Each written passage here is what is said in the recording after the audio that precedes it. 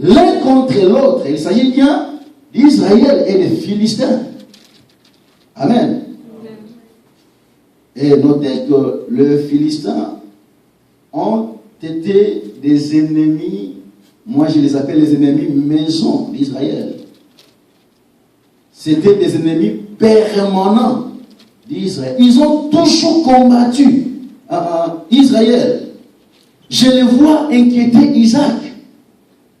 Israël n'était pas encore né. Mais déjà, l'ancêtre Isaac, le patriarche Isaac, a été inquiété par le Philistin. Non seulement lui. Je vois les Philistins combattre Moïse dans le désert, alors que Israël se dirigeait vers Canaan. Les Philistins étaient parmi les peuples qui s'étaient levés contre Israël. Je vois aussi au temps des juges, les Philistins ont eu à assujettir Israël par 2 reprises. Pour la première fois, ils ont assujetti Israël pendant 18 ans. Et pour la seconde fois, ils ont assujetti Israël pendant 40 ans. Pour la première fois, c'est Jephthé que Dieu a suscité pour libérer son peuple. Et pour la seconde fois, nous avons vu Samson se lever comme héros pour défaire les Philistins. Je vois encore les Philistins surgir au temps de Samuel. Et je vois plusieurs fois les Philistins ont été aux prises contre Israël sous le règne de Saül. À cause des Philistins, Saül a commis une faute grave. Il a usurpé l'office de sacrificateur. Parce que quand Israël s'est rangé en bataille contre les Philistins, le prophète, encore le juge, on peut appeler Samuel avec tous les titres que nous avons dans la Bible. Samuel devait venir offrir un sacrifice avant que Israël se lance dans la bataille. Mais c'est fait que Samuel ne venait pas. Il tardait à venir et les Philistins avançaient. Saül était là, avec toute l'armée, ils ont eu peur. Ils devaient faire un sacrifice. Et nous voyons Saül, à cause de la peur des Philistins, se lever, prendre le courage et offrir le sacrifice, alors qu'il n'a jamais reçu l'onction sacerdotale. Sur lui coulait l'huile de la royauté. Il n'a jamais été sacrificateur. Là, il a usurpé l'office qui n'était pas le sien. Amen. C'était une faute grave. Et c'était le début de sa chute. C'est à partir de ces jours-là que Dieu l'a rejeté. Donc, à cause des Philistins, ça lui a perdu sa royauté. À cause des Philistins encore, Saül a perdu l'honneur. C'est le texte que qui sera la base de notre message. Quand les Philistins se sont levés encore contre Israël, c'était sous Saül. Et nous voyons Goliath. Encore une fois, ils avaient peur. Et c'est David qui est venu sauver Israël. Alors que Saül était là comme roi. C'est lui qui devait sauver le peuple. C'est lui qui était le leader, la tête. Et l'honneur qu'il devait avoir, c'est David qui en avait bénéficié.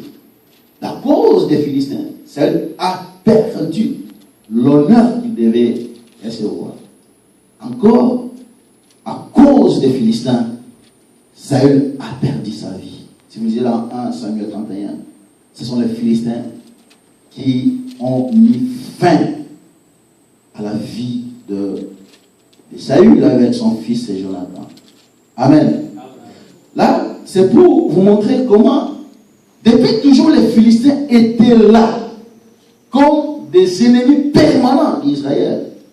Qu'est-ce que nous pouvons retenir partant de tous ces faits? Les Philistins nous font perdre ce que nous avons de précieux. Nous sommes les peuples de Dieu. Et les Philistins existent encore. Les Philistins spirituels existent. Amen. Nous voyons le diable avec tous ses acolytes, je les appelle les Philistins, qui sont là pour inquiéter de manière permanente le peuple de Dieu. Et à cause des Philistins, beaucoup d'enfants de Dieu perdent ce qu'ils ont de précieux. Quand Dieu nous appelle, en chacun de nous, Dieu déverse des richesses insondables. Dieu nous donne des choses que le monde ne peut pas nous donner. Et le diable nous envie. Il fait tout, il met toutes les batteries en marche pour nous voler ça, pour nous faire perdre ce que nous déclarons de Dieu. Malheureusement, beaucoup d'enfants de Dieu n'arrivent pas à se lever contre le Philistin. Ils n'arrivent pas à défaire le Philistin. Ils se laissent battre, ils se laissent vaincre par le Philistin, le diable. Amen. Être chrétien, chers bien-aimés, c'est vivre dans un permanent état de conflit contre les forces du mal. Amen. Que tu le saches ou pas, que tu en aies l'information ou pas, mais le fait que tu as accepté de dire oui à Jésus, tu as déclenché une guerre contre les forces du mal. Tu n'as pas besoin de le savoir. Cette guerre existe. Et même si tu fais semblant de le savoir, cette guerre existe. Et c'est une guerre qui est permanente. Ça ne finira que le jour où nous retournerons à la maison du Père. Les jours où nous allons quitter cette terre.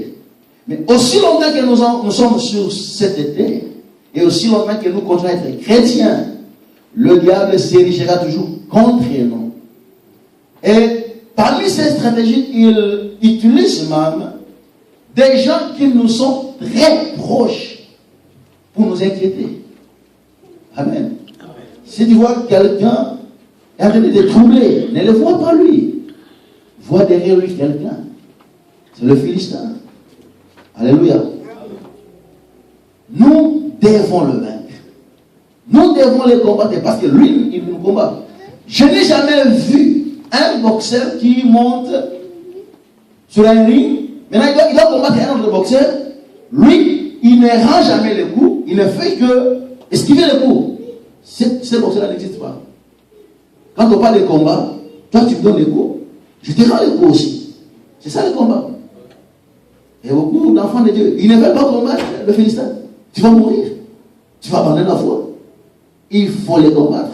Et le combattre jusqu'à le défaire. Jusqu'à le vaincre. Amen. Parce que nous avons un trésor précieux à protéger. C'est notre foi. S'il y a une chose que je ne peux jamais vouloir perdre, c'est ma foi. Je peux accepter que vous me preniez tout ce que je possède. Prenez-moi mes habits.